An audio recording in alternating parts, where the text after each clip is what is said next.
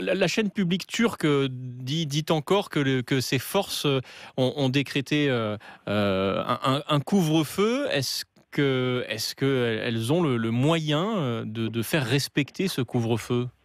C'est pas évident, hein. Istanbul est une ville de 16 millions d'habitants. Moi, j'ai des amis maintenant et j'ai des collègues qui sont toujours dehors, qui étaient dehors. Nous sommes vendredi soir. Et donc, c'est l'été. Et en plus, donc, d'enfermer tout le monde chez eux n'est pas chose facile. Mais vous avez eu des contacts avec les personnes sur place ? Bien sûr, mais je suis en contact permanent à travers à la fois les réseaux sociaux, mais par téléphone également, avec ma famille également. Certaines informations disent que Twitter, par exemple, aurait été coupé, c'est compliqué de communiquer.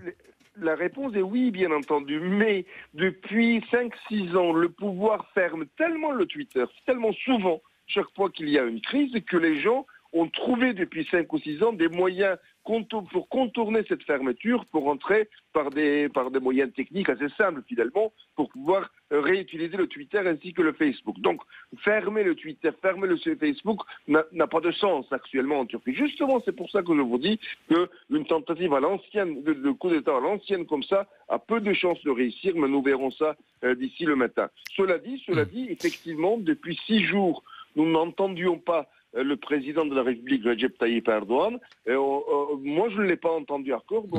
Je ne sais pas si vos correspondants à Istanbul ou en Turquie ont pu donner des nouvelles. Pas de nouvelles de la présidence turque pour l'instant. Non.